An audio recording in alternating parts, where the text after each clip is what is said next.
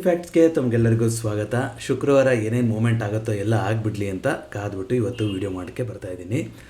Commodity ಮಾರ್ಕೆಟ್ನಲ್ಲಿ ಏನೋ ಒಂದು ಬಬಲ್ ಇತ್ತು, ಅದು ಬಸ್ಟ್ ಆಗಿದೆ. ಅದ್ರ ಬಗ್ಗೆ ಡೀಟೇಲ್ ಆಗಿ ಮಾತಾಡ್ತಾ ಹೋಗೋಣ. ಅದಕ್ಕಿಂತ ಮುಂಚೆ ನಾಳೆ ನಮ್ಮ ಬಜೆಟ್ ಇದೆ, ಸೊ ನಿಫ್ಟಿ ಬಗ್ಗೆನೂ ಕೂಡ ಮಾತಾಡ್ತಾ ಹೋಗಬೇಕು. ಸೊ ಇವತ್ತು ನಿಫ್ಟಿ 50ನಲ್ಲಿ ಅಂತ ನಾವು ನೋಡ್ತಾ ಬರ್ತಾಯಿದ್ರೆ ಹಿಂಡಾಲ್ಕೋದಲ್ಲಿ 6% ಕರೆಕ್ಷನ್ ಬಂದಿತ್ತು. ಅಂದರೆ ನಿನ್ನೆ ದಿವಸ ಶುಕ್ರವಾರ ಅದು ಟಾಪ್ ಲೂಸರ್ ಆಗಿತ್ತು. ಟಾಟಾ ಸ್ಟೀಲ್ ಮೆಟಲ್ ಸೆಕ್ಟರಲ್ಲಿ ತುಂಬ ದೊಡ್ಡ ಸೆಲ್ಲಿಂಗ್ ಬರ್ತಾ ಹೋಯಿತು. ನೆಸ್ಲೆ ಇಂಡಿಯಾ 3% ಅಪ್ ಬಂದ್ರ ಮೂಲಕ ನಿನ್ನೆ ಟಾಪ್ ಗೇನರ್ ಆಗಿತ್ತು. ತುಂಬ ಒಂದು ರೇಂಜ್ ಬೌಂಡ್ ಆಗಿತ್ತು ಮಾರ್ಕೆಟು, ಆದರೆ ಒಂದು ಪಾಸಿಟಿವ್ ನೋಟಲ್ಲೇ ಕ್ಲೋಸಿಂಗ್ ಆಗಿರುವಂಥದ್ದು ಕಾಣಿಸ್ತಾ ಇದೆ. ಅಂದರೆ ಮೊನ್ನೆ ದಿವಸ 25,400 ಇದ್ರ ಮೇಲ್ಗಡೆ ಒಂದು ಕ್ಲೋಸಿಂಗ್ ಆದಾಗ ಬಜೆಟ್ಗೆ ಇದೊಂದು ರ್ಯಾಲಿನ ಶುರು ಮಾಡ್ತಾ ಇದೆಯೇನೋ ಅನ್ನೋ ಸಿಚುವೇಶನ್ ಕೊಟ್ಟಾಗ ನಿನ್ನೆ ಇದ್ದಕ್ಕಿದ್ದಂಗೆ ಗ್ಯಾಪ್ ಡೌನ್ ಓಪನಿಂಗ್ ಆಯಿತು. ಆದರೆ ಏನು ಗ್ಯಾಪ್ ಡೌನ್ ಓಪನಿಂಗ್ ಆಗಿತ್ತು ಅದರಲ್ಲಿ ಒಂದು 100 ಪಾಯಿಂಟ್ಸ್ಗಳ ರಿಕವರಿ ಬಂದು ಆ ರೀತಿಯಾಗಿ ಕ್ಲೋಸಿಂಗ್ ಆಯಿತು ನಿನ್ನೆ. ಆದರೆ ಬ್ಯಾಂಕಿಂಗ್ ಸೆಕ್ಟರ್ಗಳು, IT ಸೆಕ್ಟರ್ಗಳು ನಿನ್ನೆನೂ ಕೂಡ ನೆಗೆಟಿವ್ ಆಗಿ ಇತ್ತಲ್ವಾ. ಅದೇ ರೀತಿಯಾಗಿ ನಿಫ್ಟಿ ನೆಕ್ಸ್ಟ್ 15 ಅಂತ ನೋಡ್ತಾ ಬರೋದಾದ್ರೆ ಕಂಪ್ಯಾರಿಟಿವ್ಲಿ ಬೆಟರ್ ಆಗಿ ಕಾಣಿಸ್ತು. ನಿಫ್ಟಿ 50 ಕಂಪೇರ್ ಮಾಡಿದ್ರೆ ಇನ್ ಟರ್ಮ್ಸ್ ಆಫ್ ಎಷ್ಟು ಗ್ರೀನ್ ಸ್ಟಾಕ್ಸ್ಗಳಿತ್ತು ಅಂತ. ಆದರೆ ದೊಡ್ಡ ದೊಡ್ಡ ಫಾಲ್ ಕೂಡ ನೋಡೋಕ್ಕೆ ಬಂತು. ಎಗೇನ್ ಇವತ್ತು ಹಿಂದೂಸ್ತಾನ್ ಜಿಂಕ್ ಆಗಿರ್ಬೋದು, ವೇದಾಂತ ಆಗಿರ್ಬೋದು, ಒಂದೇ ಗ್ರೂಪಿನ ಕಂಪನಿಗಳು ಸಿಲ್ವರ್ ಪ್ರೈಸಿಗೆ, ಮೆಟಲ್ಗೆ ತುಂಬ ಒಂದು ಲಿಂಕ್ ಆಗಿರುವಂಥದ್ದು. ಹಾಗಾಗಿ ಅದರಲ್ಲಿ 12% ಕರೆಕ್ಷನ್ ಬಂತು ನಿನ್ನೆ. ಮಧ್ಯ ಇನ್ನೂ ರಾತ್ರಿ ತನಕ ಟ್ರೇಡ್ ಆಗಿದ್ದಿದ್ರೆ ಹಿಂದೂಸ್ತಾನ್ ಜಿಂಕು ಇನ್ನೂ ಬಿದ್ದಿರೋದೇನು, ಯಾಕೆಂತಂದರೆ ನಿನ್ನೆ ಸರ್ಕ್ಯೂಟೇ ಕ್ಲೋಸ್ ಮಾಡಿಬಿಟ್ರಿ. MCXಲ್ಲಿ 27% ಫಾಲ್ ಆಯಿತು ಸಿಲ್ವರ್. ಅದಾದಮೇಲೆ ಸರ್ಕ್ಯೂಟ್ನ ಕ್ಲೋಸ್ ಮಾಡಿಬಿಟ್ಟಿದ್ದಾರೆ ಲಾಸ್ಟ್ ರಾತ್ರಿ 1 ಗಂಟೆ 11:55 ತನಕ ಟ್ರೇಡ್ ಆಗ್ತಾ ಇರುತ್ತೆ. 11 ಗಂಟೆ ಮೇಲೆ ಟ್ರೇಡ್ ಆಗಿಲ್ಲ ಅದು, ಸೊ ಫುಲ್ ಬಂದ್ ಮಾಡಿಬಿಟ್ಟಿದ್ದಾರೆ. ಸೊ ಅದ್ರ ಬಗ್ಗೆ ಮಾತಾಡ್ತಾ ಹೋಗೋಣಂತೆ. ಇವತ್ತಿನ ನಿನ್ನೆ ಟಾಪ್ ಗೇನರ್ ಅಂದರೆ ನಿಫ್ಟಿ ನೆಕ್ಸ್ಟ್ 15 ಅಂತ ನೋಡ್ತಾ ಬರೋದಾದರೆ ಬಜಾಜ್ ಹೌಸಿಂಗ್ ಫೈನಾನ್ಸ್ ಅಂತ ಕಾಣಿಸುತ್ತೆ. 3.19%. ಕೆಲವೊಂದು ಸ್ಟಾಕ್ಗಳಿಗೆ, ಸೆಕ್ಟರ್ಗಳಿಗೆ ಬಜೆಟಿಂದ ಸುಮಾರು ಎಕ್ಸ್ಪೆಕ್ಟೇಷನ್ ಇರುತ್ತೆ. ಅದು ಯಾವ ರೀತಿ ಆಗುತ್ತೆ ಏನು ಅನ್ನೋದನ್ನು ನಾಳೆನೇ ನಾವು ಸರ್ಪ್ರೈಸಿಂಗ್ ಆಗಿ ನೋಡಬೇಕು. ಬಜೆಟ್ ದಿನನೂ ಕೂಡ ಹಿಸ್ಟಾರಿಕಲಿ ನೋಡ್ತಾ ಬರೋದಾದರೆ ಅನೌನ್ಸ್ಮೆಂಟು ಎಲ್ಲ 10-11 ಗಂಟೆ ಹಂಗೆ ಬರುತ್ತೆ. ಯೂಶಲಿ 12 ಗಂಟೆ ಮೇಲೆ ಅಂದರೆ ಸೆಕೆಂಡ್ ಹಾಫಲ್ಲೇ ಮಾರ್ಕೆಟಲ್ಲಿ ಮೂಮೆಂಟ್ಗಳು ಬಂದರೆ ಬರುವಂಥ ಸಾಧ್ಯತೆಗಳಿರುತ್ತೆ. ಫಸ್ಟ್ ಹಾಫ್ ವಾಲಟೈಲ್ ಆಗಿರುತ್ತೆ. Of course whole budget day volatile ಆಗಿರುತ್ತೆ. IVಗಳು ಬಜೆಟ್ ಅನೌನ್ಸ್ಮೆಂಟ್ಗಳು ಬಂದಮೇಲೆ ಆ ಒಂಥರ ಇವೆಂಟ್ ಇತ್ತು ಅಂದಮೇಲೆ ಏನಾಗುತ್ತೆ, ಪಟಾಕಿ ಎಲ್ಲ ಹೋದ್ಮೇಲೆ ಎಲ್ಲ ತಣ್ಣಗಾಗತ್ತಲ್ವ, ಹಾಗೆ ಎಲ್ಲದೂ ಕೂಡ ಒಂದು ದೊಡ್ಡ ಮಟ್ಟಿನಲ್ಲಿ IV ಕೂಡ ಕ್ರ್ಯಾಶ್ ಆಗುತ್ತೆ ನಾಳೆ ದಿವಸ. ಹಾಗಾಗಿ ಯಾರಾದರೂ ಡೈರೆಕ್ಟಾಗಿ ಪೊಸಿಷನ್ ತೊಗೊಂಡು ಕೊನೆ ತನಕ ಹಿಂಗೆ ಇರುತ್ತೆ, ಯಾಕೆಂದರೆ ಆಲ್ರೆಡಿ ಪ್ರೀಮಿಯಮ್ಗಳು ಜಾಸ್ತಿ ಇತ್ತು. ಆ ಥರ ಇದೀರ ಅಂತಂದರೆ ದಯವಿಟ್ಟು ಹುಷಾರಾಗಿರಿ. ಸೆಕೆಂಡ್ ಹಾಫಲ್ಲಿ ಅನೌನ್ಸ್ಮೆಂಟ್ಗಳೆಲ್ಲ ಕ್ಲಿಯರ್ ಆಗೋ ಅಷ್ಟೊತ್ತಿಗೆ IVಗಳಲ್ಲಿ ಒಂದು ಕ್ರ್ಯಾಶ್ ಆಗೋಕ್ಕೆ ಶುರು ಆಗ್ತಾ ಹೋಗುತ್ತೆ. ಅದನ್ನ ನಾವು ಗಮನದಲ್ಲಿ ಇಟ್ಕೊಂಡಿರಬೇಕು. ಸೊ ಓವರಾಲ್ ನೋಡ್ತಾ ಬರೋದಾದರೆ ನಿಫ್ಟಿ ನಿನ್ನೆ 98 ಪಾಯಿಂಟ್ಗಳ ಕ್ಲೋಸಿಂಗ್ ಆಯಿತು. ಏಕೆಂದರೆ ನಾನಾಗಲೇ ಹೇಳಿದಂಗೆ ಗ್ಯಾಪ್ ಡೌನೇ ತುಂಬ ದೊಡ್ಡದಾಗಿತ್ತು ಈ ಕಾಣಿದ್ದಾಗಿ. ಬಟ್ 25,300 ಮೇಲ್ಗಡೆ ಕ್ಲೋಸಿಂಗ್ ಕೊಟ್ಟಿದೆ. ಬ್ಯಾಂಕ್ ನಿಫ್ಟಿ 59,500 ಮೇಲ್ಗಡೆ ಇದೆ. ಸೆನ್ಸೆಕ್ಸ್ 82,000 ಮೇಲ್ಗಡೆ ಇದೆ. ಆದರೆ ಎಲ್ಲದೂ ಕೂಡ ಗ್ಯಾಪ್ ಡೌನ್ ಓಪನಿಂಗ್ ಆಗಿದ್ದ ಕಾರಣದಿಂದಾಗಿ ನೆಗೆಟಿವ್ ಆಗಿ ಕ್ಲೋಸಿಂಗ್ ಆಗಿತ್ತು. ಇಂಡಿಯಾ ವಿಕ್ಸಲ್ಲಿ ಸ್ಲೈಟ್ ಆಗಿ ರೈಸ್ ಆಗುತ್ತೆ, ಒಂದು 2%, 13.63ಗೆ ಹೋಯಿತು. ಈಗ ನೀವೆಲ್ಲ ಕಾಯ್ತಾ ಇರುವಂಥ ಕಮೋಡಿಟಿ ಬಗ್ಗೆ ಮಾತಾಡ್ತಾ ಹೋಗೋಣ. ಗೋಲ್ಡು $5,600 ತಲುಪಿತ್ತು ಔನ್ಸು. ನಾನು ಇದ್ರದ್ದು ಆಗಿರೋದ್ರಿಂದ ನಾನು ಚಾರ್ಟ್ಸ್ ತೊಗೊಂಡೆ ಮಾತಾಡ್ತೀನಿ ಇವತ್ತು. ಸೊ ಅದು 5,000 ಬ್ರೇಕ್ ಆಗಿ 4,895 ಬಂದಿದೆ. ಸಿಲ್ವರಲ್ಲಿ 27% ಕ್ರ್ಯಾಶು ಗ್ಲೋಬಲ್ ಮಾರ್ಕೆಟಲ್ಲಿ. ನಮ್ಮದು 27% ಇನ್ನೂ ಕೆಳಗಡೆ ಹೋಗಬೇಕಾಗಿತ್ತು, ಆದರೆ ಏನಾಯಿತು, ಆಮೇಲೆ ಸರ್ಕ್ಯೂಟ್ನ ಬಂದ್ ಮಾಡಿ ನಿಲ್ಲಿಸಿಬಿಟ್ಟಿದ್ದಾರೆ. ಹಾಗಾಗಿ ಮಲ್ಟಿಪಲ್ ಟೈಮ್ಸ್ ಸರ್ಕ್ಯೂಟ್ಗಳು ಹಿಟ್ ಆಗ್ತಾನೆ ಇತ್ತು, ಲೋವರ್ ಸರ್ಕ್ಯೂಟ್. ನಿನ್ನೆ ಗ್ರೂಪಲ್ಲಿ ಕೂಡ ನಿನ್ನೆ ಬೆಳಗ್ಗೆ ನೋಡಿ ನಮ್ಮದೊಂದು ಸಣ್ಣ ಪ್ರೈವೇಟ್ ಗ್ರೂಪ್ ಇದೆ, ಯಾವುದೇ ಒಂದು ಪೇಯ್ಡ್ ಚಾನಲ್ ಅಲ್ಲ, ಏನಲ್ಲ, ಒಂದು ಈವ್ನಿಂಗ್ ಸ್ಟಾರ್ ಪ್ಯಾಟರ್ನ್ ಆಗುವಂಥ ಸಾಧ್ಯತೆ ಇದೆ ಅಂತ ಬೆಳಗ್ಗೆ ನಾನು ಒಂದು 9 ಗಂಟೆ ಅಷ್ಟೊತ್ತಿಗೆ ಮಾತಾಡ್ಕೊಂಡಿದ್ವಿ. ಆದರೆ ದಿನನ ಈ ಥರ ಅಂದರೆ 2.5 ಲಕ್ಷ ಲೆವೆಲ್ ತನಕ ಬರುವಂಥ ಸಾಧ್ಯತೆ ಇದೆ ಒಂದು ಸಿಲ್ವರು ಅಂತ ಒಂದು ಹಿಸ್ಟಾರಿಕಲಿ ಒಂದು ರೆಫರೆನ್ಸಲ್ಲಿ ನಾವು ಮಾತಾಡ್ತಾ ಹೋಗಿದ್ವಿ. ಆದರೆ ಒಂದೇ ದಿನ 27% ಕರೆಕ್ಷನ್ ಆಗುತ್ತೆ ಅಂತ ಯಾರು ಕೂಡ ಊಹಿಸಿರಲಿಲ್ಲ. ಇದೊಂದು ಬ್ಲ್ಯಾಕ್ ಸ್ವ್ಯಾನ್ ಇವೆಂಟ್, ಒಂದು ಬ್ಲ್ಯಾಕ್ ಫ್ರೈಡೇನೆ ಸಿಲ್ವರ್ ಪಾಲಿಗೆ, ಕಮೋಡಿಟಿ ಮಾರ್ಕೆಟ್ ಪಾಲಿಗೆ. ಅದ್ರ ಜೊತೆಗೆ ಬೇರೆ ಮೆಟಲ್ಗಳನ್ನು ಕೂಡ ಬೀಳ್ಸಿದೆ ಅಲ್ವಾ. ಕಾಪರು ಕೂಡ 8% ಕರೆಕ್ಷನ್ ಆಯಿತು. ನ್ಯಾಚುರಲ್ ಗ್ಯಾಸು ಮತ್ತು ಚಳಿ ಇದು ಅಂತ ಬಂದಿರೋದು ಅದೊಂದೇ ಕಮೋಡಿಟಿ ನೆನ್ನೆ ಪಾಸಿಟಿವ್ ಆಗಿದ್ದು. ಕ್ರೂಡಲ್ಲೂ ಕೂಡ ಒಂದು ಫಾಲ್ ಮಾಡ್ತಾ ಹೋಯಿತು, 6,000ಕ್ಕಿಂತ ಕೆಳಗಡೆ ಬರ್ತಾ ಹೋಯಿತು. USD ಏನಾರು ಅದು ಕೂಡ ಸ್ವಲ್ಪ ನೆಗೆಟಿವ್ ಆಗಿರೋದ್ರಿಂದ ಸಿಲ್ವರಿಗೆ ಇನ್ನೂ ಅದು ಕಾಂಟ್ರಿಬ್ಯೂಷನ್ ಇರುತ್ತೆ, ಹಾಗಾಗಿ ಅದು ಕೂಡ ಕೆಳಗಡೆ ಬಿದ್ದು ಹೋಗಿದೆ. ಸೊ ಇದೆಲ್ಲದ್ರ ಬಗ್ಗೆ ಮಾತಾಡ್ತಾ ಹೋಗೋಣಂತೆ. ಮೊದಲನೇದಾಗಿ ನೋಡು, ಸಿಲ್ವರ್ ಚಾರ್ಟ್ಸ್ನ ತೋರಿಸ್ಬಿಡ್ತೀನಿ ನಾನು. ಇದು ನಮ್ಮ ಚಾರ್ಟ್ ಅಲ್ಲ, MCX ಚಾರ್ಟ್ ಅಲ್ಲ, ಇದು ಗ್ಲೋಬಲ್ ಚಾರ್ಟು. ಹಾಗಾಗಿ ಇದನ್ನ ಮಾತಾಡ್ತಾ ಬಂದಿದ್ದೀವಿ. ನೋಡಿ ಯಾಕೆ ಈ ಇವೆಂಟ್ಗಳು ಇಂಪಾರ್ಟೆಂಟ್ ಆಗ್ತಾ ಹೋಗುತ್ತೆ, ಇದು ಒಂದು ಕ್ಲಿಯರ್ ಕಟ್ ಸೆಲ್ಲಿಂಗ್ನ ತೋರಿಸ್ತಾ ಹೋಗುತ್ತೆ ಅನ್ನೋದಕ್ಕೆ ನಾನು ಹೇಳ್ತಾ ಹೋಗಿದ್ದೀನಿ. ಸೊ ಪ್ಯಾಟರ್ನ್ಗೋಸ್ಕರ ಅಷ್ಟೇ ಇದು ನಾವು ಮಾತಾಡ್ತಾ ಇರೋಂಥದ್ದು. ಸೊ ನಿಮಗೆ ನಿನ್ನೆ ಬೆಳಗ್ಗೆ ಈ ಒಂದು ಫಾರ್ಮೇಷನ್ ಆಗ್ತಾ ಇದ್ದಾಗ ಈ ಒಂದು ಬ್ಲೂ ಲೈನ್ ಹತ್ತತ್ರ ಒಂದು 110, 104 ಈ ಲೆವೆಲಿಗೆ ಬಂದಾಗ ನೋಡಿ, ಇದು ಒಂದು ಈವ್ನಿಂಗ್ ಸ್ಟಾರ್ ಪ್ಯಾಟರ್ನ್ ಅಂತ ಕರಿಬೋದಾ. ಆ ಥರ ಆಗಿದ್ದಿದ್ರೆ ಅದಕ್ಕಿಂತ ಬಿಡಿ, ಅದು ಎಲ್ಲ ಈಕ್ವೇಷನ್ನ ಚೇಂಜ್ ಮಾಡಿದೆ. ಬಟ್ ನಿನ್ನೆ ಏನಾದರೂ ಅಕಸ್ಮಾತ್ ಈ ರೀತಿ ಒಂದು ಇಷ್ಟಕ್ಕೆ ಬಂದು ಒಂದು ಕ್ಲೋಸಿಂಗ್ ಆಗಿತ್ತು ಅಂದ್ರೂ ಕ್ಯಾಂಡ್ಲು, ಅದನ್ನ ನಾವು ನೆಗೆಟಿವ್ ಅಂತಲೇ ಓದಬೇಕಾಗಿತ್ತು. ಕಾರಣ ಏನು ಹೇಳಿ, ಇಲ್ಲಿ ಒಂದು ಗ್ರೀನ್ ಕ್ಲೋಸಿಂಗ್ ಆಗಿದೆ, ಅದಾದಮೇಲೆ ಒಂದು ದೊಡ್ಡ ಡೋಜಿ ಬಾಡಿ ಚಿಕ್ಕದಿರಬೇಕು, ಅದಾದಮೇಲೆ ನೆಕ್ಸ್ಟ್ ರೆಡ್ ಕ್ಯಾಂಡ್ಲ್ ಮಾಡೋದು. ಫಸ್ಟ್ ಕ್ಯಾಂಡ್ಲ್ ಏನಿದೆಯಲ್ಲ ಅದರ ಒಂದು ಕ್ಲೋಸಿಂಗಿಂತನೂ ಕೆಳಗಡೆ, ಅದರ ಒಂದು ಅರ್ಧಕ್ಕಿಂತನೂ ಕೆಳಗಡೆ ಬಂದು ಕ್ಲೋಸಿಂಗ್ ಆಗಬೇಕು ಇದ್ರ ಜನರಲ್ ಬಾಡಿ.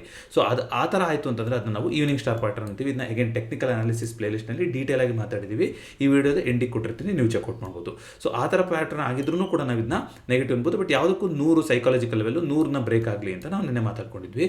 ಅದಕ್ಕಿಂತ ದೊಡ್ಡದಾಗಿ ಬಂದು ಕೆಳಗಡೆ ಬಂದಿದೆ. ಈಗ ಏನಾಗ್ತಾ ಹೋಗುತ್ತೆ ಲಾಂಗ್ ಟರ್ಮಲ್ಲಿ, ಇವಾಗ ಯಾರೋ ಒಂದು ಆಲ್ ಟೈಮ್ ಹೋಗಿ ದಿನ ಒಂದೊಂದು 5% ಮೇಲೆ ಹೋಗ್ತಾ ಇತ್ತು ಸರ್, ಹಂಗಂತ ನಾನು ತೊಗೊಂಡ್ಬಿಟ್ಟೆ, ಇವಾಗ ನಾನು ಏನು ಮಾಡೋದು, ನಾನು ಫುಲ್ ಟ್ರ್ಯಾಪ್ ಆಗಿಬಿಟ್ಟಿದ್ದೀನಿ ಅನ್ನೋದಾದರೆ ನೋಡಿ, ನಿಮಗೆ ಯಾರಾದರೂ F&Oನಲ್ಲಿ ಪೊಸಿಷನ್ ತೊಗೊಂಡಿದ್ದೀರಾ ಅಂದರೆ ಖಂಡಿತ ನೋಡಿ ಮಾರ್ಜಿನ್ ಹಿಟ್ ಆಗೇ ಆಗುತ್ತೆ. ಒಂದು ಅವಕಾಶ ನಿಮಗೆ ಯಾವಾಗ ಸಿಗುತ್ತೆ ಎಕ್ಸಿಟ್ ಆಗೋಕ್ಕೆ ಅಂದರೆ ನಾಳೆ ಬಜೆಟ್ ಸೆಷನ್ ಇರೋದ್ರಿಂದ, ಮಾರ್ಕೆಟ್ ಓಪನ್ ಇರೋದ್ರಿಂದ. ಗ್ಲೋಬಲ್ ಮಾರ್ಕೆಟ್ ಓಪನ್ ಆಗೋದಿಲ್ಲ. ಗ್ಲೋಬಲ್ ಮಾರ್ಕೆಟಲ್ಲಿ ಇದು ಗ್ಲೋಬಲ್ ಮಾರ್ಕೆಟ್ ವ್ಯಾಲ್ಯೂ, ಇದು ಕೆಳಗಡೆನೂ ಹೋಗ್ಬೋದು, ಮೇಲೆ ಹೋಗ್ಬೋದು, ಏನು ಬೇಕಾದ್ರೂ ಆಗ್ಬೋದು. ಆದರೆ ಎಕ್ಸಿಟ್ ಮಾಡಬೇಕು, ನೆನ್ನೆ ಎಕ್ಸಿಟ್ ಮಾಡೋಕ್ಕಾಗಿಲ್ಲ ನನಗೆ ಅಂದರೆ ಬಜೆಟ್ ದಿನ ಒಂದು ಓಪನ್ ಆಗುತ್ತೆ, ಅವಾಗ ಎಕ್ಸಿಟ್ ಮಾಡ್ಬೋದು. ನಿಮಗೆ ಅಫ್ಕೋರ್ಸ್ ಮಾರ್ಜಿನ್ ರಿಕ್ವೈರ್ಮೆಂಟ್ ಬಿದ್ದೇ ಬೀಳುತ್ತೆ, ಆಟೋಮೆಟಿಕ್ಕಾಗಿ ಸ್ಕ್ವೇರ್ ಆಫ್ ಆಗುವಂಥ ಸಾಧ್ಯತೆಗಳು ಇರುತ್ತೆ. ಹಾಗಾಗಿ ಹಿಸ್ಟಾರಿಕಲಿ ಈ ಥರ ದೊಡ್ಡ ಫಾಲ್ ಬಂದಾಗ ಯೂಶಲಿ ಏನಾಗಿದೆ ಅಂದರೆ ಇನ್ನೂ ಕೂಡ ಒಂದು ಒಂದು 2-3 ದಿನ ಫಾಲ್ ಆಗುತ್ತೆ ಹೊರತು, ಬಿಕಾಸ್ ಮಾರ್ಜಿನ್ ರಿಕ್ವೈರ್ಮೆಂಟ್ಗಳು, ಆಟೋ ಪೊಸಿಷನ್, ಸ್ಕ್ವೇರ್ ಆಫ್ಗಳು ಇದೆಲ್ಲ ಟ್ರಿಗರ್ ಆಗುತ್ತೆ. ಆ ಥರ ಆಗಿರುತ್ತೆ. ಇಲ್ಲ ಒಂದು ಸೈಡ್ ವೈಸ್ ಆಗಿ ಉಳ್ಕೊಳ್ಳೋಂಥ ಸಾಧ್ಯತೆ ಇರುತ್ತೆ. ವಿ ಶೇಪ್ ರಿಕವರಿ ಅಂತ ಬಂದಿರುವಂಥದ್ದು ಸಿಲ್ವರಲ್ಲಿ ಈ ಥರ ಕ್ರ್ಯಾಶ್ ಆದಾಗ 20% ಮೇಲೆ ಕಡೆ ಕ್ರ್ಯಾಶ್ ಆದಾಗ ಯಾವತ್ತೂ ಆಗಿಲ್ಲ. ಹಾಗಾಗಿ ಯಾರಾದರೂ ಆ ಥರ ಆಸೆ ಇಟ್ಕೊಂಡಿದ್ದೀರಾ ಅಂತಂದರೆ, ನಾನು ತುಂಬ ಟಾಪಲ್ಲಿ ಬೈ ಮಾಡಿದ್ದೆ, ಏನಾದರೂ ಚಾನ್ಸ್ ಇದೆಯಾ ವಾಪಸ್ ಹೋಗೋಕ್ಕೆ ಅಂದರೆ ಚಾನ್ಸಸ್ಸು ಹಿಸ್ಟಾರಿಕಲಿ ನೋಡೋದಾದರೆ ತುಂಬ ಕಡಿಮೆ ಇದೆ. ಹಾಗಾಗಿ ದಯವಿಟ್ಟು ಆ ಥರ ಪೊಸಿಷನ್ಗಳನ್ನು ಇಟ್ಕೊಳಕ್ಕೆ ಹೋಗ್ಬಿಡಿ ಆ ಆ್ಯಂಟಿಸಿಪೇಷನಲ್ಲಿ. ಹಾಗಾದರೆ ಇವಾಗ ಒಂದು ಫ್ಲೋರ್ ಹುಡುಕಬೇಕಲ್ವಾ, ಒಂದು ಮಾರ್ಕೆಟ್ ಒಂದು ಫ್ಲೋರ್ ಹುಡುಕಬೇಕು. ನಾನು ನೋಡಿ ಇಲ್ಲಿ ತನಕ ಬಂದು ಇಲ್ಲಿಂದ ಒಂದು ಬೌನ್ಸ್ ಆಗಿದೆ. ಸೊ ಅಲ್ಲಿ ನಿಮ್ಗೆ ಏನು ಕಾಣಿಸ್ತಾ ಇದೆ, ಇಲ್ಲಿ ಒಂದು ಬಸ್ ಸ್ಟ್ಯಾಂಡ್ ಕಾಣಿಸ್ತಾ ಇದೆ. ಸೊ ಇದು ಒಂದು ಫ್ಲೋರ್ ಥರ ಆ್ಯಕ್ಟ್ ಆಗೋದಾದರೆ ಇದೊಂದು ಫ್ಲೋರ್ ಥರ ಆ್ಯಕ್ಟ್ ಆಗ್ಬೋದು. ನಾಳೆ ತಿರ್ಗಿ ಏನಾದ್ರು ಗ್ಯಾಪ್ ಡೌನ್, ಇದು ಗ್ಲೋಬಲ್ ಮಾರ್ಕೆಟು. ಅಫ್ಕೋರ್ಸ್ ನಮ್ಮ ಮಾರ್ಕೆಟು ಸರ್ಕ್ಯೂಟ್ ಕ್ಲೋಸಿಂಗ್ ಆಗಿತ್ತು, ಹಾಗಾಗಿ ಓಪನ್ ಗ್ಯಾಪ್ ಡೌನ್ ಓಪನಿಂಗ್ ಆಗುವಂಥ ಸಾಧ್ಯತೆಗಳು ಕೂಡ ಇರುತ್ತೆ. ಯಾಕಂದರೆ ಈ ಪಾಯಿಂಟಲ್ಲಿ ಇಷ್ಟು ಹತ್ರ ಎಲ್ಲೋ ಬಂದ 90, 94, 87 ಏನೋ ಬಂದಾಗ ಅಷ್ಟೊತ್ತಿಗೆ ಸರ್ಕ್ಯೂಟ್ ಓಪನ್ ಆಗಿಬಿಟ್ಟಿದೆ ನೆನ್ನೆ. ಸೊ ಅದಕ್ಕಿಂತ ಕೆಳಗಡೆ ಕ್ಲೋಸಿಂಗ್ ಆಗಿರೋದ್ರಿಂದ ನಾಳೆ ಒಂದು ಸಣ್ಣದಾಗಿ ಗ್ಯಾಪ್ ಡೌನ್ ಓಪನಿಂಗ್ ಆದರೂ ಕೂಡ ಆಶ್ಚರ್ಯ ಇಲ್ಲ ಸಿಲ್ವರಲ್ಲಿ. ಸೊ ಆ ಥರ ಆಯಿತು ಅಂದರೆ ನೋಡಿ, ಇದು ಫೈಂಡಿಂಗ್ ಆಗುವಂಥದ್ದು ಯಾವಾಗ, ಮತ್ತು ಇದು ಓಪನ್ ಆಗೋದು ಯಾವಾಗ, ಇದು ಸೋಮವಾರ ಓಪನ್ ಆಗೋದು. ಸೋಮವಾರ ನಮಗೆ ಒಂದು ಬೇಸ್ ಅಂತ ನಂಗೆ ಕಾಣಿಸ್ತಾ ಇರೋದು ಇಲ್ಲಿ 70, ಆಯಿತಾ. ಈ 70ಕ್ಕೆ ಒಂದು ಬೇಸ್ ಇದೆ. ಸೊ 70 ತನಕ ವಾಪಸ್ ಮತ್ತೆ ಸಿಲ್ವರ್ ಬಂದ್ರೂ ಕೂಡ ಆಶ್ಚರ್ಯ ಇಲ್ಲ. ಅದಾದಮೇಲೆ ಒಂದು ಸೈಡ್ ವೇಸ್ ಆಗಿ ಉಳ್ಕೋಬೋದು, ಒಂದು ಬೌನ್ಸ್ ಆಗ್ಬೋದು, ಅಥವಾ ಇನ್ನೂ ಫರ್ದರ್ ಕೆಳಗೆ ಹೋಗೋದು. ಬೌನ್ಸ್ ಅಂದರೆ ಏನು, ಇಲ್ಲಿ ತನಕ ಮ್ಯಾಕ್ಸಿಮಮ್ 100 ತನಕ ಅಂತ ಎಕ್ಸ್ಪೆಕ್ಟೇಷನ್ ಇಟ್ಕೊತಾ ಇದ್ದೀನಿ. ಲಾಂಗ್ ಟರ್ಮಲ್ಲಿ ಇದೇನು ದೊಡ್ಡ ಸಿಲ್ವರ್ ರ್ಯಾಲಿ ಬಂದಿತ್ತಲ್ಲ, ಅದು ಇನ್ನೂ ಕಂಟಿನ್ಯೂ ಆಗುತ್ತೆ ಅಂತ ಹೋಗಬೇಕು ಅಂದರೆ ಫಸ್ಟ್ 100ನ ದಾಟಬೇಕು. ಈಗ 100 ಒಂದು ಮೇಜರ್ ಆಗಿರುವಂಥ ಕ್ರಿಟಿಕಲ್ ಸೈಕಾಲಜಿಕಲ್ ರೆಸಿಸ್ಟೆನ್ಸ್ ಆಗಿ ಕೂತ್ಕೊತಾ ಹೋಗುತ್ತೆ.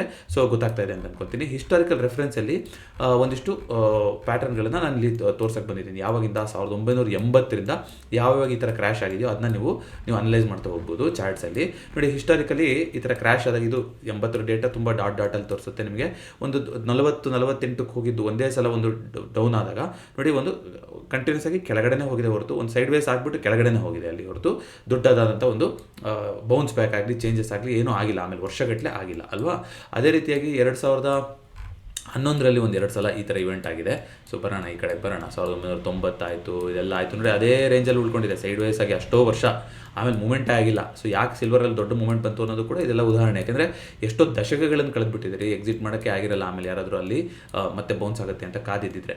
ಸೊ ಅದಾದಮೇಲೆ 2011ರಲ್ಲಿ ನೋಡಿ $52 ಹೋಗಿತ್ತಂಥದ್ದು ಸಡನ್ನಾಗಿ $31 ತನಕ ಒಂದು ಕರೆಕ್ಷನ್ ಆಯಿತು. ಇಲ್ಲಿ ನೀವು ನೋಡ್ತಾ ಬರೋದಾದರೆ ಒಂದೇ ದಿನ ನಿಮಗೆ ಸ್ಟಾರ್ಟಿಂಗ್ ಟ್ರಿಗರ್ ಆದಾಗ ಒಂದು 8%, ಅದಾದಮೇಲೆ ಮತ್ತೆ ತಿರ್ಗಾ 5%, ಅದಾದಮೇಲೆ 5%, ಅದಾದಮೇಲೆ 11%. ಬಟ್ ಈ ಏನು 3 ಕ್ಯಾಂಡಲ್ ಇದೆ, 8, 5, 5 ಇಷ್ಟು ನೆನ್ನೆ ಒಂದೇ ದಿನ ಆಗೋಗ್ಬಿಟ್ಟಿದೆ. ಯಾಕಂದರೆ ನೆನ್ನೆ 27% ಬಿದ್ದಿದೆ ನಮ್ಮದು. ಬಟ್ ಎಷ್ಟು ರ್ಯಾಲಿ ಆಗಿತ್ತು ಅನ್ನೋದು ಕೂಡ ಇಂಪಾರ್ಟೆಂಟು. ಒಂದು ಗಣನೀಯವಾಗಿ 26ರಿಂದ 52 ಅಂದರೆ ಆಲ್ಮೋಸ್ಟ್ 100% ರ್ಯಾಲಿ ಆಗಿತ್ತು. 100% ರ್ಯಾಲಿಗೆ ಆಲ್ಮೋಸ್ಟ್ 50% ಕರೆಕ್ಷನ್ ಬಂದಿದೆ, ಗೊತ್ತಾಯ್ತಾ. ಅದಾದಮೇಲೆ ನೋಡಿ ಸೈಡ್ ವೇಸ್ ಆಗಿ ಮತ್ತೆ ಫರ್ದರ್ ಇನ್ನೂ ಒಂದು ಫಾಲೇ ಆಗಿದೆ ಹೊರತು ಬೌನ್ಸ್ ಬ್ಯಾಕ್ ಆಗಿಲ್ಲ. ಯಾಕೆ ಇದನ್ನೆಲ್ಲ ಉದಾಹರಣೆ ಕೊಟ್ಟು ಹೇಳ್ತಾ ಇದ್ದೀನಿ ಅಂತಂದರೆ, ಪೊಸಿಷನ್ಗಳನ್ನ ಈ ಒಂದು ನಿಟ್ಟಿನಲ್ಲಿ ಇಟ್ಕೊಂಡು, ಯಾಕಂದರೆ ಗೊತ್ತು ಇವಾಗ ಫೋಮೋ ಕ್ರಿಯೇಟ್ ಮಾಡಿಸಿರ್ತಾರೆ ಎಲ್ಲರೂ, ಗೋಲ್ಡ್ ಸಿಲ್ವರು ನೆಕ್ಸ್ಟು ಗೋಲ್ಡ್ಗಿಂತ ಜಾಸ್ತಿ ಹೋಗುತ್ತೆ ಸಿಲ್ವರು ಈ ಥರ ಅಂತ ಹೇಳಿ ರಿಟೇಲರ್ಸ್ಗಳು ಜಾಸ್ತಿ ಟ್ರ್ಯಾಪ್ ಆಗಿರೋಂಥದ್ದು ಇವಾಗ ಆಗಿರುತ್ತೆ ಆಲ್ ಟೈಮ್ ಹೈಗಳಲ್ಲಿ. ಅದಕ್ಕೋಸ್ಕರ ಹೇಳ್ತಾ ಇದ್ದೀನಿ. ಅದೇ ರೀತಿಯಾಗಿ 2020ರಲ್ಲಿ ಕೋವಿಡ್ ಟೈಮಲ್ಲಿ ಕ್ರ್ಯಾಶ್ ಆದಾಗ ನೋಡಿ, ಕೋವಿಡ್ ಟೈಮ್ ಕ್ರ್ಯಾಶ್ ಆದ್ರೂ ಕೂಡ ಸುಮಾರು ದಿನ ತೊಗೊಂಡು ಸೈಡ್ ವೇಸ್ ಆಗಿ ಎಷ್ಟೋ ತಿಂಗಳುಗಳಾದಮೇಲೆ ಆ ಲೆವೆಲ್ನ ವಾಪಸ್ ರೀಚ್ ಆಗಿದೆ. ಅಂದರೆ ಒಂದು ಬೌನ್ಸ್ ಬ್ಯಾಕ್ ಆಗಿದೆ. ಕೋವಿಡ್ ಉದಾಹರಣೆಯಲ್ಲಿ ಎಲ್ಲ ಸೆಕ್ಯೂರಿಟಿಗಳು ಕೂಡ ಬೌನ್ಸ್ ಬ್ಯಾಕ್ ಆಗಿತ್ತು, ಅದೇ ರೀತಿ ಇದು ಕೂಡ ಬೌನ್ಸ್ ಬ್ಯಾಕ್ ಆಗಿದೆ. ಆದರೆ ಇಮಿಡಿಯೇಟಾಗಿ ವಿ ಶೇಪ್ ಅಂತೆಲ್ಲ ಬಂದಿಲ್ಲ, ಸುಮಾರು ದಿನ ತೊಗೊಂಡು ಆಗಿದೆ. ಸೊ ನೀವು F&Oನಲ್ಲಿ ಇದ್ದೀರಾ ಅಂತಂದರೆ ನೆಕ್ಸ್ಟ್ ಇಮಿಡಿಯೇಟ್ ಕಾಂಟ್ರಾಕ್ಟ್ನ ತೊಗೊಂಡಿರ್ತೀರ, ಆ ಕಾಂಟ್ರಾಕ್ಟಲ್ಲಿ ನಿಮಗೆ ಎಲ್ಲಿ ಎಕ್ಸಿಟ್ ಮಾಡೋಕ್ಕೆ ಬರುತ್ತೆ, ಸಿಕ್ಕಿರೋದಿಲ್ಲ. ಅದೇ ರೀತಿಯಾಗಿ 2020 ಆಗಸ್ಟ್ ಆಗಸ್ಟಲ್ಲಿ ಒಂದ್ಸಲ ಮತ್ತೆ ಕರೆಕ್ಷನ್ ಆಗಿದೆ. ಅದಾದಮೇಲೂ ಕೂಡ ಸುಮಾರು ದಿನದಲ್ಲಿ ಒಂದು ಸೈಡ್ ವೇಸ್ ಆಗಿ ವಾಪಸ್ ಆ ಲೆವೆಲ್ನ ಬಂದು ಟೆಸ್ಟ್ ಆಗಿದೆ, ಈ ರೀತಿ ಆಗಿದೆ. ಸೊ ಈಗ ಅದಾದ್ಮೇಲೆ ಬಂದಿರುವಂಥ ಇನ್ಸ್ಟೆನ್ಸು ಇವಾಗ ಆಗಿರುವಂಥದ್ದು. ಈಗ ಆಗಿರುವಂಥದ್ದು ರ್ಯಾಲಿ ನೀವು ನೋಡಬೇಕು ಅಂದರೆ ತಲೆ ಎತ್ತಿ ನೋಡಬೇಕು. ಅಂದರೆ ಎಷ್ಟು ರ್ಯಾಲಿ ಆಗಿತ್ತು ಅಂತ ನೀವು ನೋಡ್ತಾ ಬರೋದಾದರೆ ನೋಡಿ, ಹಿಂಗೆ ಮಾಡ್ತಾ ಹೋದರೆ ಮೇಲ್ಗಡೆ ಹೋಗ್ತಾನೆ ಹೋಗುತ್ತೆ ಈ ಪಾರ್ಟಿ ರ್ಯಾಲಿ ಆಗಿತ್ತಲ್ವಾ. ಸೊ ಇಷ್ಟು ದೊಡ್ಡ ರ್ಯಾಲಿಗೆ ಬಂದಿರುವಂಥ ಕರೆಕ್ಷನ್. ಹಾಗಾಗಿ ಫ್ಲೋರ್ನ ಹುಡ್ಕೋಬೇಕು. ನಾನಾಗಲೇ ಹೇಳ್ದಂಗೆ ನನಗೆ ಕಾಣಿಸ್ತಾ ಇರೋಂಥದ್ದು as per bus stand pattern chart ಅಂತ ನೋಡೋದಾದರೆ 70ರಲ್ಲಿ ಒಂದು ಫ್ಲೋರ್ ಅನ್ನೋದು ಕಾಣಿಸ್ತಾ ಇದೆ. ಆ ಫ್ಲೋರ್ನ ಹಿಟ್ ಆದಮೇಲೆ ಸಿಲ್ವರು ಒಂದು ಸೈಡ್ ವೈಸ್ ಆಗೋ ಒಂದು ನಿಧಾನಕ್ಕೆ ಗತಿಯಾಗಿ ಬೌನ್ಸೋ ಮತ್ತೊಂದು ನೋಡ್ಬೋದು. ಸೊ ಹಾಗಾಗಿ ಅಲ್ಲಿ ತನಕ ಚಾನ್ಸಸ್ಗಳಿರೋದಿಲ್ಲ. ನಾಳೆ ಒಂದು ಸ್ಪೆಷಲ್ ಡೇ ಎಕ್ಸಿಟ್ ಮಾಡೋರಿಗೆ ಹೇಳ್ತಾ ಇರೋದು ನಾನಂಥದ್ದು. ಯಾಕೆಂತಂದರೆ ಗ್ಲೋಬಲ್ ಮಾರ್ಕೆಟ್ ಎಲ್ಲ ಓಪನ್ ಆಗೋದು ಸೋಮವಾರ, ನಮ್ಮ ಮಾರ್ಕೆಟ್ ಮಾತ್ರ ನಾಳೆ ಓಪನ್ ಆಗುತ್ತೆ. ನಿನ್ನೆ ಕೂಡ ಅವಕಾಶ ಕೊಟ್ಟಿಲ್ಲ ನೋಡಿ, ನಿನ್ನೆ ಕೆಳಗಡೆ ಬೀಳ್ತಾನೆ ಇತ್ತು ಯಾರು ಎಕ್ಸಿಟ್ ಮಾಡಬೇಕು ಅಂದ್ರೂ ಕೂಡ ನಿಮಗೆ ಅವಕಾಶ ಸಿಕ್ಕಿರೋದಿಲ್ಲ. 2,91,000ದಲ್ಲಿ MCX ಅಲ್ಲಿ ಸರ್ಕ್ಯೂಟ್ನ ಅಪ್ಲೈ ಮಾಡಿಬಿಟ್ಟಿದ್ದಾರೆ 27% ಆಗ್ತಿದ್ದಾಗೆ. ಅದಾದಮೇಲೆ ಜಾಸ್ತಿ ಇನ್ನೂ ತುಂಬ ಬಿದ್ದಿತ್ತು, ಆದರೆ ಬೌನ್ಸ್ ಬ್ಯಾಕ್ ಆಗಿ ಆಲ್ಮೋಸ್ಟ್ ಅದೇ ಲೆವೆಲ್ ಹತ್ತತ್ರಕ್ಕೆ ಬಂದು ಕ್ಲೋಸಿಂಗ್ ಆಗಿದೆ. ನಾಳೆ ಸೊ ಇದನ್ನೆಲ್ಲದನ್ನು ಅಕೊಮಡೇಟ್ ಮಾಡಿಕೊಂಡು ಮಾರ್ಜಿನ್ ಸ್ಕ್ವೇರ್ ಆಫ್ ಆಗಿ ಒಂದು ಗ್ಯಾಪ್ ಡೌನ್ ಓಪನಿಂಗ್ ಆಗುವಂಥ ಸಾಧ್ಯತೆ ಕೂಡ ಇರುತ್ತೆ ಇಂಡಿಯನ್ ಮಾರ್ಕೆಟಲ್ಲಿ. ಸೊ ಆ ಥರ ಆಯಿತು ಅಂದರೆ ಎಕ್ಸಿಟ್ ಮಾಡೋದು ಒಂದು ಒಳ್ಳೆಯದು ಅಂತ ನನ್ನ ಅಭಿಪ್ರಾಯ. ಅಫ್ಕೋರ್ಸ್ ಫೆಬ್ರವರಿ 18 ಇದೆ, ಫೆಬ್ರವರಿಯ ಎಕ್ಸ್ಪೈರಿ ಯಾರಾದರೂ ಪೊಸಿಷನ್ ಇತ್ತು ಅಂದರೆ, ಆದರೂ ಕೂಡ ನಾನಾಗಲೇ ಹೇಳ್ದಂಗೆ ವಿ ಶೇಪ್ ರಿಕವರಿ ಅಂತ ಆಗಿರುವಂಥದ್ದು ತುಂಬ ಕಡಿಮೆ. ಹಾಗಾಗಿ ಯಾರಾದರೂ ಬುಲ್ಲಿಶ್ ವ್ಯೂನ ಇಟ್ಕೊಂಡಿದ್ರಿ ಅಂತಂದರೆ ಎಕ್ಸಿಟ್ ಮಾಡುವಂಥದ್ದು ಈ ಒಂದು ಫ್ಲೋರಿಂಗ್ ಹುಡ್ಕೊಳ್ಳೋ ಟೈಮಲ್ಲಿ ಒಂದು ಸೇವ್ ಮಾಡುವಂಥ ಒಂದು ವಿಧಾನ ಆಗಿರುತ್ತೆ ಅನ್ನೋದು ಅನಿಸುತ್ತೆ. ಸೇಮ್ ವಿತ್ ಗೋಲ್ಡಲ್ಲೂ ಕೂಡ ಗೋಲ್ಡ್ ಇಷ್ಟೊಂದು ದೊಡ್ಡ ವಾಲಟೈಲಿಟಿ ಆಗಿರೋದಿಲ್ಲ ಬಿಡಿ, ಬಟ್ ಗೋಲ್ಡಲ್ಲಿ ನೆಕ್ಸ್ಟು 4,600 ಒಂದು ಬೇಸ್ ಅನ್ನೋದು ಕಾಣಿಸ್ತಾ ಇದೆ ಅಲ್ವಾ. ಸೊ 4,600 ಲೆವೆಲಲ್ಲಿ ಒಂದು ಬೇಸ್ ಮಾಡಿರೋದು ಕಾಣಿಸ್ತಾ ಇದೆ. ಅಲ್ಲಿಂದ ಕಂಟಿನ್ಯೂಸ್ಗೆ ಮೇಲ್ಗಡೆ ಹೋಗಿತ್ತು. ಸೊ ಫೈಂಡಿಂಗ್ ಮಾಡ್ಕೊಳೋದಾದರೆ ಆ ಲೆವೆಲ್ ಹತ್ತತ್ರಕ್ಕೆ ಗೋಲ್ಡು ಬಂದು ನಿಂತ್ಕೊತ ಹೋಗ್ಬೋದು. ಇನ್ನೂ ಒಂದು ಪ್ಯಾರಾಮೀಟರ್ ಏನು ಮಾಡ್ತಾ ಹೋಗ್ಬೋದು ಅಂದರೆ, ಎಗೇನ್ ಇದನ್ನ ಎಲ್ಲಿ ಮಾತಾಡಿದ್ದೀವಿ ನಮ್ಮ ಚಾನಲ್ನ ಟೆಕ್ನಿಕಲ್ ಅನಾಲಿಸಿಸ್ ಟ್ರೇಡ್ ಟೂಲ್ಸ್ನಲ್ಲಿ ಇದನ್ನು ಮಾತಾಡಿದ್ವಿ. ಟೆಕ್ನಿಕಲ್ ಅನಾಲಿಸಿಸಲ್ಲಿ ಚಾರ್ಟ್ ಬಗ್ಗೆ ಹೇಳಿದ್ದೀನಿ ನಿಮಗೆ, ಈವ್ನಿಂಗ್ ಸ್ಟಾರ್ ಪ್ಯಾಟರ್ನ್ ಇದೆಲ್ಲ. ಅದೇ ರೀತಿಯಾಗಿ ಚಾನಲ್ನಲ್ಲಿ ಟ್ರೇಡ್ ಟೂಲ್ಸ್ ಪ್ಲೇಲಿಸ್ಟ್ನಲ್ಲಿ ನಾವು ಮೂವಿಂಗ್ ಆ್ಯಾವ್ರೇಜ್ ಬಗ್ಗೆ ಮಾತಾಡಿದ್ವಿ ನೋಡಿ. ಈಸಿ ನೆಕ್ಸ್ಟ್ ಇರೋಂಥದ್ದು ಮೂವಿಂಗ್ ಆ್ಯಾವ್ರೇಜ್ ಅಂದರೆ ಯಾವುದು ನಾವು ಹಾಕೋಣಂಥದ್ದು 50 ಡೇ ಮೂವಿಂಗ್ ಆ್ಯಾವ್ರೇಜ್ ಹಾಕೊತ ಹೋಗ್ಬೋದು. ಯಾಕೆ ಇಂಪಾರ್ಟೆಂಟ್ ಆಗ್ತಾ ಹೋಗುತ್ತೆ, ನೆನ್ನೆ ಎಲ್ಲಿ ಸಪೋರ್ಟ್ ತೊಗೊಂಡಿದೆ ಸ್ವಲ್ಪ ನೋಡಿ, 50 ಎಕ್ಸ್ಪೋನೆನ್ಷಿಯಲ್ ಮೂವಿಂಗ್ ಆ್ಯಾವ್ರೇಜಲ್ಲಿ ಒಂದು ಬೌನ್ಸ್ ಆಗಿದೆ ಅಲ್ವಾ. ಸೊ ಹಾಗಾಗಿ ಇಲ್ಲಿ ಒಂದು ಸಪೋರ್ಟ್ ಇರುವಂಥದ್ದು ಕಾಣಿಸ್ತಾ ಇದೆ. ಅಂದರೆ ಅದೊಂದು ಇಲ್ಲಿ ಬರುತ್ತೆ, ಒಂದು 78 ಈ ಲೆವೆಲ್ ಆಸ್ಪಾಸಿಗೆ ಬರ್ತಾ ಹೋಗುತ್ತೆ. ಅದೇ ರೀತಿಯಾಗಿ ನೆಕ್ಸ್ಟ್ 100 ಡೇ ಮೂವಿಂಗ್ ಆ್ಯಾವ್ರೇಜ್ ಅಂದರೆ ತುಂಬ ಕೆಳಗಿದೆ, ಬಟ್ ಬಸ್ ಸ್ಟ್ಯಾಂಡ್ ರೆಫರೆನ್ಸಲ್ಲಿ ಅಂದರೆ 70 ಇದೆ. ಸೊ ಈ ಒಂದು ಲೆವೆಲ್ ಏನಿದೆ ಒಂದು ನೋಡಿ, ಬಸ್ ಸ್ಟ್ಯಾಂಡ್ ಎಷ್ಟು ಚೆನ್ನಾಗಿ ಕಾಣ್ತಾನೆ ಹೋಗುತ್ತೆ ನೋಡಿ. 70 ಒಂದು ಸೈಕಾಲಜಿಕಲ್ ಬಸ್ ಸ್ಟ್ಯಾಂಡ್ ಲೆವೆಲ್ನ ಬೇಸು, ಆ ಬಸ್ ಸ್ಟ್ಯಾಂಡಿನ ಟಾಪು ಅದು ಒಂದು 50 ಡೇ ಮೂವಿಂಗ್ ಆ್ಯಾವ್ರೇಜು. ಅಲ್ಲೇ ನೆನ್ನೆ ಆ ಝೋನ್ನ ಟೆಸ್ಟ್ ಆಗಿ ಅಲ್ಲಿಂದ ಒಂದು ಬೌನ್ಸ್ ಆಗಿದೆ. ಸೊ ವಾಪಸ್ ಬಂದ್ರೂ ಈ ಲೆವೆಲಲ್ಲಿ ಒಂದು ಫ್ಲೋರಿಂಗ್ನ ಕಂಡ್ಕೊತ ಹೋಗಬೇಕು ಅನ್ನೋದು ಸಿಲ್ವರ್ ಗೊತ್ತಾಗುತ್ತೆ. ನೀವು ಯಾವುದೇ ಒಂದು ಅಸೆಟ್ ಕ್ಲಾಸಲ್ಲಿ ನೋಡ್ತಾ ಇರೋದಾದರೆ 50, 100, 200 ಡೇ ಎಕ್ಸ್ಪೋನೆನ್ಷಿಯಲ್ ಮೂವಿಂಗ್ ಆ್ಯಾವ್ರೇಜ್ಗಳು ಅನ್ನೋದು ಒಂದು ಒಳ್ಳೆ ಲೆವೆಲ್ ಆಗಿ ರೆಫರೆನ್ಸ್ ಲೆವೆಲ್ ಆಗಿ ಕೂತ್ಕೊಳ್ತಾ ಹೋಗುತ್ತೆ. ಇದ್ರ ಬಗ್ಗೆ ಆಲ್ರೆಡಿ ಆ ಒಂದು ವಿಡಿಯೋದಲ್ಲಿ ಡೆಡಿಕೇಟೆಡ್ ಆಗಿ ಮಾತಾಡಿದ್ದೀವಿ. ಸೊ ಹಿಸ್ಟಾರಿಕಲಿ ಈಗ 80ನೇ ಇಸ್ವಿಯಿಂದ ತೋರಿಸ್ನಲ್ಲ, ಒಂದೊಂದ್ಸಲ ಒಂದೊಂದು ಕಾರಣದಿಂದಾಗಿ ಬಿದ್ದಿದೆ. 80ನೇ ಇಸ್ವಿನಲ್ಲಿ ಸಿಲ್ವರ್ ಥರ್ಸ್ಡೇ ಅಂತ ಕರೀತಾರೆ, ಅಲ್ಲಿ ಒಂದು ಹಂಟ್ ಬ್ರದರ್ಸು ಇದ್ರದ್ದೆಲ್ಲ ಒಂದು ದೊಡ್ಡ ಕರೆಕ್ಷನ್ ಆಗಿತ್ತು. 2011ರಲ್ಲಿ ಮಾರ್ಜಿನ್ ರಿಕ್ವೈರ್ಮೆಂಟ್ಗಳನ್ನು ಜಾಸ್ತಿ ಮಾಡಿರೋದ್ರಿಂದ ಒಂದು ಫಾಲ್ ಆಗಿತ್ತು. MCX ಅಲ್ಲೂ ಕೂಡ ಮಾರ್ಜಿನ್ ರಿಕ್ವೈರ್ಮೆಂಟ್ನ ಅಕ್ಟೋಬರಲ್ಲಿ ಜಾಸ್ತಿ ಮಾಡಿದ್ರು, ದೊಡ್ಡ ರ್ಯಾಲಿ ಆಗ್ತಿದೆ ಅಂತ. ಐ ಥಿಂಕ್ 3 ದಿನದ ಹಿಂದೆ ಗ್ಲೋಬಲ್ ಮಾರ್ಕೆಟಲ್ಲೂ ಕೂಡ ಈ CME ಇದೆಯಲ್ಲ ಅಲ್ಲಿ 9% 11%ಗೆ ರೈಸ್ ಮಾಡಿದ್ದಾರೆ ಅಂತ ಬಂದಿತ್ತು. ಅದಾಗಿ ಒಂದು ದಿನಕ್ಕೇ ಕರೆಕ್ಷನ್ ಆಗೋಕ್ಕೆ ಶುರುವಾಗ್ತಾ ಹೋಯಿತು ಸಿಲ್ವರಲ್ಲಿ. ಸೊ ಈ ಸಲ ಕೂಡ ಮಾರ್ಜಿನ್ ಹೈಕು ಕೂಡ ಆಗಿದೆ ಗ್ಲೋಬಲ್ ಲೆವೆಲಲ್ಲಿ. ಕೋವಿಡ್ 2020 ಕೋವಿಡ್ ಪ್ಯಾನಿಕ್ಕಿಂದ ಆಗಿದ್ದಂಥದ್ದು, ಮತ್ತು ಆಗಸ್ಟಲ್ಲೂ ಕೂಡ ಒಂದು ಕರೆಕ್ಷನ್ ಆಗ್ತಾ ಹೋಗಿತ್ತು ಕೋವಿಡಲ್ಲಿ. ಈಗ ನೆಕ್ಸ್ಟ್ ಬಂದಿರುವಂಥದ್ದು ಇದನ್ನ ವಾರ್ಷ್ ಎಫೆಕ್ಟ್ ಅಂತ ಕರಿತಾ ಇದ್ದಾರೆ. ಒಂದು ವಾರ್ಷ್ ಎಫೆಕ್ಟ್ ಯಾಕೆಂದರೆ ಫೆಡ್ ಚೇರ್ಮನ್ ಯಾರು ನೆಕ್ಸ್ಟು ಅನ್ನೋದನ್ನು ಆಯ್ಕೆ ಮಾಡೋದಿತ್ತು. ಸುಮಾರು ದಿನಗಳಿಂದ ಆ ಡಿಸಿಷನ್ ಪೆಂಡಿಂಗ್ ಇತ್ತು. ಟ್ರಂಪ್ ಅವರು ಇವಾಗ ಕೆವಿನ್ ವಾರ್ಷ್ ಏನೋ ಒಂದು ಫಾರ್ಮರ್ ರಿಸರ್ವ್ ಫೆಡ್ ಗವರ್ನರಲ್ಲಿ ಕೆಲಸ ಮಾಡಿದ್ರು, ಅವ್ರನ್ನ ತಗೊಂಡು ಅವರು ಒಂದು ಹಾಕಿಶ್ ವ್ಯೂ ಇದೆ. ಅಂದರೆ ಬೇಕಾಬಿಟ್ಟಿಯಾಗಿ ಇಂಟ್ರೆಸ್ಟ್ ರೇಟ್ನ ಕಮ್ಮಿ ಮಾಡೋದು ಆ ಥರದ್ದು ನಿಲುವನ್ನು ತಗೊಂಡಿಲ್ಲ ಹಿಸ್ಟಾರಿಕಲಿ ಅವರು. ಹಾಗಾಗಿ ಇದರಿಂದ ಏನಾಗುತ್ತೆ, ಒಂದು ಡಾಲರಿಗೆ ಸ್ಟ್ರೆಂತ್ ಬರ್ಬೋದು ಅಂತ ಕಮೋಡಿಟಿನಲ್ಲಿ ದೊಡ್ಡ ಸೆಲ್ ಆಫ್ ಬಂದಿದೆ. ಅವರೇ ನೆಕ್ಸ್ಟು ಬರ್ತಾ ಇರೋದ್ರಿಂದ ಡಾಲರ್ನ ಇಷ್ಟು ದಿನ ಏನು ಕೆರೆ ಎಲ್ಲ ಡಾಲರ್ ಬಿದ್ದರೆ ಬೀಳಲಿ ಅಂತಿತ್ತಲ್ಲ ನಿಲುವು, ಅದು ಇನ್ಮೇಲಿಂದ ಚೇಂಜ್ ಆಗುತ್ತೆ ಅನ್ನೋದು ಕಾರಣದಿಂದಾಗಿ ಎಲ್ಲರೂ ಕೂಡ ತಮ್ಮ ರಿಸ್ಕಿ ಪೊಸಿಷನ್ಗಳನ್ನು ಕ್ಲೋಸ್ ಮಾಡಿದ್ದಾರೆ ಅಂತ ಬರ್ತಾ ಇದೆ. ಇದು ನೋಡಿ, ನಿಮಗೆ ಡಾಲರ್ ಇಂಡೆಕ್ಸು ಸುಮಾರು 6 ಕರೆನ್ಸಿಗಳಿಗೆ ಕಂಪೇರ್ ಮಾಡೋದು ಅಂತ ಹೇಳಿದ್ದೆ ನಿಮಗೆ.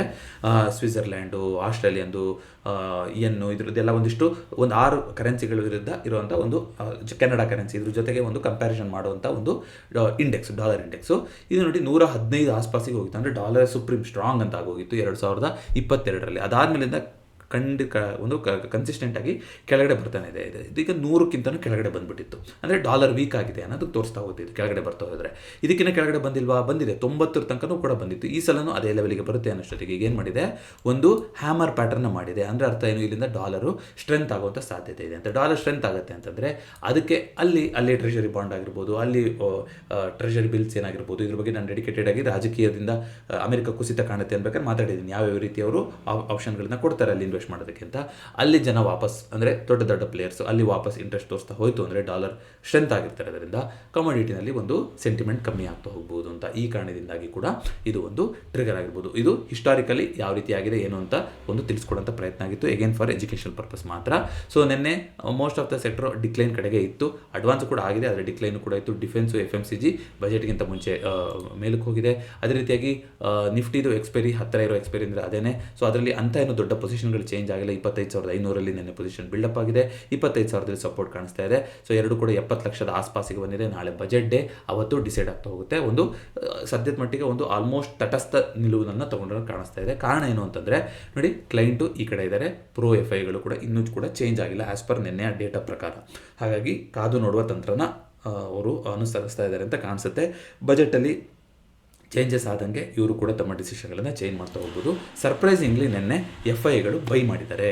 2,250 ಕೋಟಿನ ಬೈ ಮಾಡಿದ್ದಾರೆ FIಗಳು, 600 ಕೋಟಿನ. ಮತ್ತು ಇಲ್ಲಿ ಬೈ ಅಂತ ಇದೆ, ಇಲ್ಲಿ ಓವರಾಲ್ ನಿಮಗೆ FI ವ್ಯೂ ಹಿಂಗಿದೆ ಅಂತ ಇರ್ಬೋದು. ಇದು ಓವರಾಲ್ ಆಗಿರುತ್ತೆ, ಬಟ್ ಇಲ್ಲಿ ಬಂದಿರೋಂಥದ್ದು ನಿನ್ನೆಯ ಸ್ಪೆಸಿಫಿಕ್ ಡೇಟಾ ಆಗಿರುತ್ತೆ. ಹಾಗಾಗಿ ಆ ಚೇಂಜಸ್ಗಳು ಕಾಣಿಸ್ತಾ ಇರುತ್ತೆ. ಸೊ ಅದನ್ನು ಬಿಟ್ಟು ಅಂತ ನಾವು ನೋಡ್ತಾ ಬರೋದಾದರೆ ಇದು ಇದು ತೋರಿಸಿದೆ. ನಿಫ್ಟಿ 50 ರಿಸಲ್ಟ್ಸ್ ಬಗ್ಗೆ ಜಾಸ್ತಿ ಹೇಳಿ ಅಂತ ಕೆಲವರು ಕಮೆಂಟ್ ಮಾಡಿದ್ರಿ. ಸರ್ ಇದು ರಿಸರ್ಚ್ 360 ಅಂತ ಮೋತಿಲಾಲ್ ಆಸ್ವಾಲ್ದು, ಇಲ್ಲಿ ನಿಮಗೆ ಈಸಿಯಾಗಿ ಸಿಗ್ತಾ ಹೋಗುತ್ತೆ. ನೋಡಿ, ಈಗ ಸದ್ಯಕ್ಕೆ ಬಂದಿರೋ ರಿಸಲ್ಟ್ಸಲ್ಲಿ ಆ್ಯಸ್ ಪರ್ ರೆವೆನ್ಯೂ, ಟಾಪ್ ರೆವೆನ್ಯೂನ ಇಯರ್ ಆನ್ ಇಯರ್ ಜಾಸ್ತಿ ಮಾಡ್ಕೊಂಡ್ರೆ ಕಂಪ್ನಿ ಅಂದರೆ ಅದು ಝೊಮ್ಯಾಟೊ, ಎಟರ್ನಲ್. ಅದೇ ರೀತಿ ಎಟರ್ನಲ್ಲೇ ಝೊಮ್ಯಾಟೊ ಅಲ್ವಾ. ಅದೇ ರೀತಿಯಾಗಿ SBI ಲೈಫಲ್ಲೂ ಕೂಡ 144% jump, Jio finance, HDFC life, Maruti, UltraTech cement, ಇದು ರೆವೆನ್ಯೂ ಇಯರ್ ಆನ್ ಇಯರ್ ಗ್ರೋತಲ್ಲಿ ದೊಡ್ಡ ಪರ್ಫಾರ್ಮೆನ್ಸ್ ಕೊಟ್ಟಿರುವಂಥದ್ದು. ಆದರೆ ನೆಟ್ ಪ್ರಾಫಿಟ್ ಜಂಪಲ್ಲಿ ಅಂತ ನೋಡ್ತಾ ಬರೋದಾದರೆ JSW ಸ್ಟೀಲು ಮತ್ತು ಇಲ್ಲೂ ಕೂಡ ಝೊಮ್ಯಾಟೊ, ನೆಸ್ಲೆ, ಟಾಟಾ ಕನ್ಸ್ಯೂಮರು ಇದೆಲ್ಲ ಬರ್ತಾ ಹೋಗುತ್ತೆ. ಆದರೆ ಓವರಾಲ್ ನೋಡ್ತಾ ಬರೋದಾದರೆ 10 ಕಂಪ್ನಿಗಳು ಮಾತ್ರ ಇದುವರೆಗೂ ಏನು ಲಿಸ್ಟ್ ಆಗಿದೆಯೋ, ರಿಸಲ್ಟ್ಸ್ ಬಂದಿದೆಯೋ ಅದರಲ್ಲಿ ಪಾಸಿಟಿವ್ ಕೊಟ್ಟಿರುವಂಥದ್ದು. 14 ಕಂಪ್ನಿಗಳು ನೆಗೆಟಿವ್ ಆಗಿ ಕೊಟ್ಟಿದೆ ಓವರಾಲು ರಿಸಲ್ಟ್ಸ್ ಅಂತ ನೋಡೋದಾದರೆ. 5 ಆಲ್ಮೋಸ್ಟ್ ನ್ಯೂಟ್ರಲ್ ಆಗಿ ಬಂದಿದೆ. ಹಾಗಾಗಿ ರಿಸಲ್ಟ್ಸ್ಗಳು ಸ್ವಲ್ಪ ನೆಗೆಟಿವ್ ಸೈಡ್ಗೆ ಜಾಸ್ತಿ ಇರೋ ಥರದ್ದು ಕಾಣಿಸ್ತಾ ಇದೆ ಅಲ್ವಾ. ಇವಾಗ ಸದ್ಯಕ್ಕೆ ಬಂದಿರೋ ರಿಸಲ್ಟ್ಸ್ ನೋಡೋದಾದರೆ ನಿಮಗೆ ಇಲ್ಲಿ ಸುಮಾರು ಈ ಕಂಪ್ನಿಗಳದ್ದೆಲ್ಲದೂ ಕೂಡ ರಿಸಲ್ಟ್ಸ್ ಇಯರ್ ಆನ್ ಇಯರಲ್ಲಿ ನೆಗೆಟಿವ್ ಆಗಿ ಬಂದಿದೆ. ಅಫ್ಕೋರ್ಸ್ ರೆವೆನ್ಯೂ ಎಲ್ಲದರದ್ದು ಪಾಸಿಟಿವ್ ಆಗಿರುತ್ತೆ ಮೈಲ್ಡಾಗಿ, ಆದರೆ ಪ್ರಾಫಿಟಬಿಲಿಟಿ ಯಾವ ರೀತಿ ಆಗಿರುತ್ತೆ ಅನ್ನೋದ್ರ ಮೇಲೆ ಅವ್ರದ್ದು ರಿಸಲ್ಟ್ ಚೆನ್ನಾಗಿದೆಯೋ ಇಲ್ಲೋ ಅನ್ನೋದನ್ನು ನಾವು ಹೇಳ್ತಾ ಹೋಗ್ಬೋದು. ಸೊ ಇದಿಷ್ಟು ಇವತ್ತಿನ ಫಿನ್ ಫ್ಯಾಕ್ಟ್ಸ್ ಆಗಿತ್ತು. ಈ ವಿಡಿಯೋ ಇಷ್ಟ ಆಗಿದ್ದು ದಯವಿಟ್ಟು ವಿಡಿಯೋನ ಲೈಕ್ ಮಾಡಿ ಹಾಗೂ ಚಾನಲ್ಗೆ ಸಬ್ಸ್ಕ್ರೈಬ್ ಮಾಡಿ. ನಾಳೆ ಬಜೆಟ್ ದಿನ. ಸೊ ಮತ್ತೆ ಹೇಳ್ತಾ ಇದ್ದೀನಿ, ಒಂದು ದಿನದಲ್ಲಿ ಯಾವುದೇ ರೀತಿಯಾದ ನಮ್ಮ ಪೊಸಿಷನ್ಗಳು ಚೇಂಜ್ ಆಗಲ್ಲ, ಒಂದೇ ದಿನದಲ್ಲಿ ಏನೂ ಚೇಂಜ್ ಆಗೋದಿಲ್ಲ. ಹಾಗಾಗಿ ಒಂದೇ ದಿನದಲ್ಲಿ ಯಾವುದೋ ಒಂದು ಸೆಕ್ಟರ್ ಮೇಲೆ ಹೈ ಬೆಟ್ ತೊಗೊಂಡು ಕ್ಯಾಪಿಟಲ್ನ ವೈಪೌಟ್ ಆಗುವಂಥ ಸನ್ನಿವೇಶಗಳು ಆಗದೇ ಇರಲಿ ಅಂತ ಕೇಳ್ಕೊತೀನಿ. ವಾಲಟೈಲ್ ಆಗಿರುತ್ತೆ ಮಾರ್ಕೆಟು, ಅಷ್ಟು ಸುಲಭ ಇರೋದಿಲ್ಲ. ಎರಡು ಕಡೆಯೂ ಒಂದು ಬರ್ತಾ ಇರುತ್ತೆ, ಏನು ಹಿಂಗೆ ಆಗುತ್ತೆ ಹಾಗೆ ಆಗುತ್ತೆ ಅಂತ ಹೇಳೋಕ್ಕಿರೋದಿಲ್ಲ. It is completely 50-50. ಹಾಗಾಗಿ ದಯವಿಟ್ಟು ನಿಧಾನಕ್ಕೆ, ಸಾವಧಾನವಾಗಿ, ಆರಾಮಾಗಿ ಬಜೆಟಲ್ಲಿ ಏನಾದ್ರು ಹೇಳ್ತಾರಾ, ನಮ್ಮ ದಿನನಿತ್ಯಕ್ಕೆ ಏನಾದರೂ ಅನುಕೂಲ ಆಗೋ ಥರದ್ದು ಘೋಷಣೆಗಳು ಮತ್ತೆ ಬರುತ್ತಾ ಅನ್ನೋದ್ರ ಬಗ್ಗೆ ಜಾಸ್ತಿ ಫೋಕಸ್ ಮಾಡ್ತಾ ಹೋಗೋಣಂತೆ. ಆ್ಯಸ್ ಯೂಶುವಲ್ ನಾಳೆ ಸಾಧ್ಯ ಆದರೆ ಮತ್ತೆ ಬರಲಿಕ್ಕೆ ಪ್ರಯತ್ನ ಪಡ್ತೀನಿ ಬಜೆಟ್ ಸಾರಾಂಶದೊಂದಿಗೆ. ಮತ್ತೊಮ್ಮೆ ಸಿಗೋಣ. ಎಲ್ರಿಗೂ ನಮಸ್ಕಾರ.